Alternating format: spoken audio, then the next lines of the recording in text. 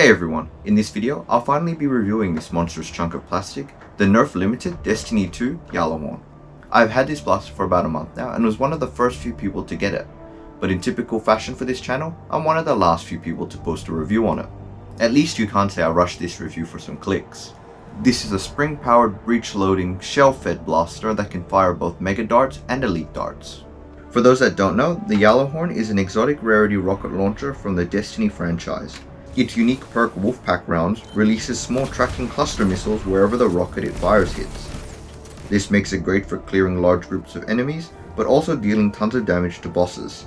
The main rocket can also lock onto enemies and track them fairly well, so it's usable in PvP. It was renowned in Destiny 1 with its ridiculous damage output, being listed as a requirement for most high-level content LFG posts.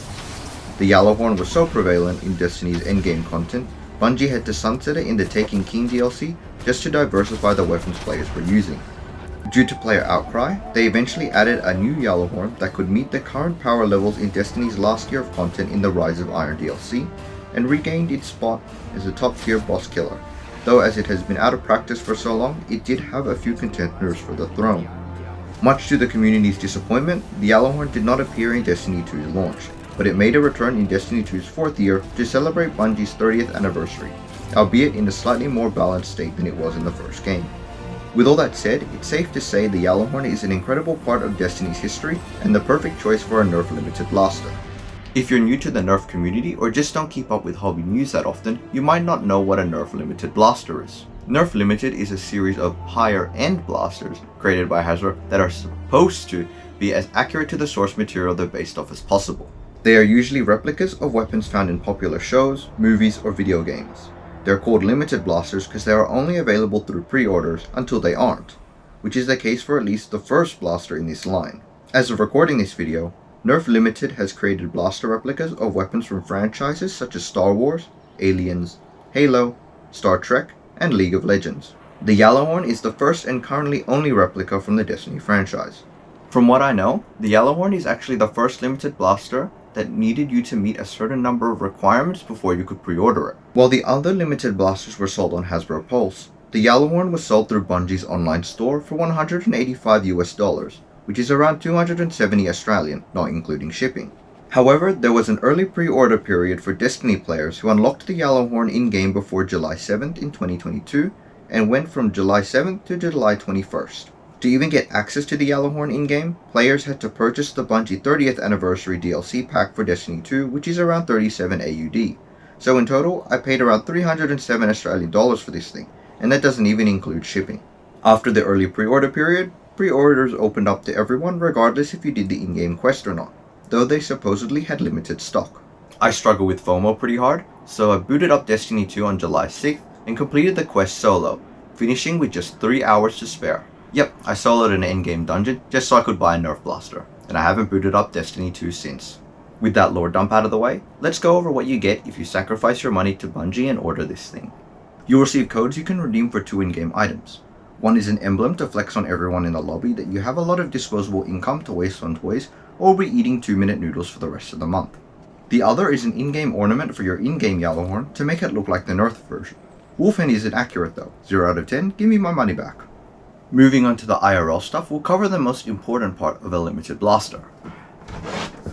The box. It looks pretty cool, has some nice graphics, and even this small label thing.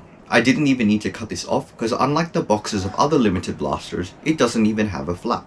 This is understandable though because the blaster is so huge it had to come disassembled, and opening up a flap to see a blaster in pieces is a bit anticlimactic.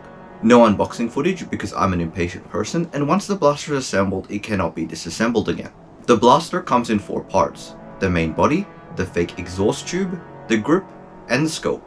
The blaster comes with 4 shells, 3 orange shells that fire mega darts, and 1 grey shell that fires elite darts. The included mega darts are black foam with orange tips, and the elite darts are grey with orange tips. To load the shells, push the darts into the slots like you would any front loading blaster. All 3 slots need to be loaded, otherwise the air restrictor won't work properly. I'll go more in depth on this in the performance section. Going over the blaster from tip to butt, at the front we have the barrel.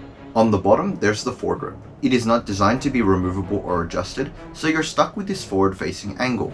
I know this is supposed to be accurate to the game, but it's not comfortable for my wrist at all since it has to bend backwards to hold it. I much prefer holding it up here on this wedge or down below here. On the left side, there's the scope. On the top of the scope, there's a switch that can turn the LED inside on and off, and the cosmetic plate can be removed so you can change the batteries. This is the priming bar, I guess. Not sure exactly what to call it, but it's what you use to prime the blaster. The wolf ornament on the front is made out of a slightly rubbery material, but I wouldn't recommend you try and hit someone with it. Push it forward to open the breech and loading door. Load your shell with the notch facing upwards and push it into the breech until it clicks. Push the breech down until it clicks into place and close the loading door. Push the top section back to prime the spring and it will lock into place. The trigger is back here. Pull it to fire 3 elite darts or 3 mega darts depending on which shell you loaded. The loading process is designed to mimic the in-game animations, which is pretty cool if you're a fan, but it is pretty slow even with practice. My right wrist starts to hurt after the second reload since it has to support so much weight on its own during the reload process. This might just be because I'm not an undead soldier with space magic though. This wedge is supposed to be a thumbhole stock or where you brace your shoulder. It's solid plastic and rounded on the edges to replicate the design from the game, but it is pretty uncomfortable and difficult to use as intended. Because the blaster is so heavy, the plastic either digs into my shoulder or rolls right off because of the rounded edges. Moving to the back of the blaster, we have the fake exhaust tube. This is purely cosmetic and does not affect the functionality of the blaster in any way, but I actually use it to rest the blaster on my shoulder rather than the stock. It's more comfortable and actually supports the weight better than that slippery wedge. The blaster actually has paint applications on both sides, which is nice, but in typical Hasbro fashion, the Nerf logo on the left side is not painted, which means the promotional images or renders are false advertising. It's not a big deal in my opinion, but I know some people online will vilify Hasbro for it. There are also screw holes on the left side of this blaster, so it's possible to disassemble this thing. I don't know if there's solvent weld or clips in there, and I'm not willing to check. This thing was way too expensive and I will commit Guardian down if it breaks. Moving on to performance, it's pretty lackluster. Using the mega shells, it hits an average of 36.6 FPS with a high of 58 and a low of 26, which is definitely lower than the mega par. The elite shell hits an average of 56 FPS with a high of 67 and a low of 52. This seems to be on par with other 3-shot blasters, but it's still not super competitive considering how much blaster there is to how mid the performance is. Like I mentioned before, you need to load all 3 darts into the shell for it to fire. This is because there's no air restrictor in the blaster, so all the air will go out of the empty slots instead of pushing just a single dart. Getting the FPS readings with the 3 mega shells was a pain, since I had to reload them after every 3 shots, and the crony kept erroring so I had to shoot it more than 20 times. Pretty sure I ended up shooting it around 26 times just to get my normal 20 shot average. Luckily the elite shell didn't error since I had to reload that after every single shot. Now let's go outside and see it shoot.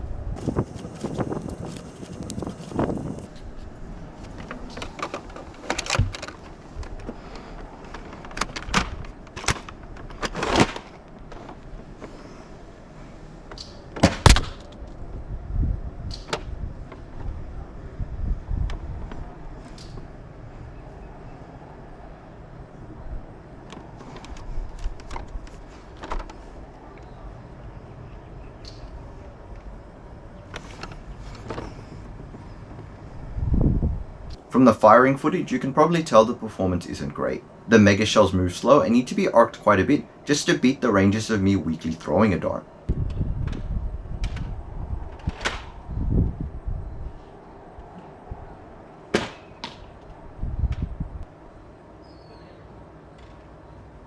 Its poor mega range makes it useless for tagging out shields if your club allows that, and its size and weight makes it cumbersome for CQB games where stock blasters tend to shine.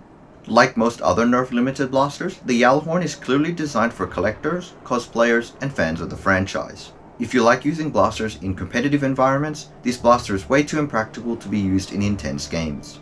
Your ammo capacity is also extremely limited to the 3 mega shells and 1 elite shell. That is until the designers in the community create new shells for this. With the barrel being really wide, I can see shells being designed to fire pretty much any projectile available in the hobby. And there being no air restrictors, half of the work to make this possible is done already. Editing Ben here. Thingiverse now has files for an Elite Dart shell and a Mega XL shell. I'm guessing more ammo types will be available in the future. The Gjallarhorn is more geared as a shelf ornament or a cosplay prop with the added bonus of being able to shoot Nerf darts. Would I recommend this blaster? Not to most people. People who like high-powered blasters probably won't enjoy this as it's the exact opposite of what you're looking for. It's huge, impractical, and has poor performance out of the box. I'm not game to disassemble this thing, so you'll have to look for someone else brave enough that can disassemble it and see if it has mod potential. People looking for fun gimmicky blasters might enjoy this, because I have to admit, just holding this thing feels pretty cool. Seeing $185 being drained from your bank account might not feel as cool. For Destiny fans, a $185 in-game ornament and emblem with a free Nerf blaster might be worth it to you. If you're a cosplayer looking for a Gjallarhorn prop, this might actually be worth looking into. Props go for quite a lot of money unless you own your own 3D printer. You might want to paint it still, but $185 for a 1-to-1 Gjallarhorn is pretty cheap considering hand cannon props can go for $200. If you're set on getting a Gjallarhorn of your own, it looks like you can order whatever stock left Bungie has on their web store. I'll leave a link in the description below, but with the nature of limited blasters, I assume once their stock is gone, the only way you'll be able to get one is through resellers. Destiny is a much more niche community than Star Wars, so I doubt Hasbro will be releasing a cheaper version down the line like they did with the Mandalorian blaster. If they did, I'd be extremely confused since they haven't done that for any limited blaster since. Well, that's it for this video. Thanks for watching, press YouTube buttons, and I'll see you in the next one.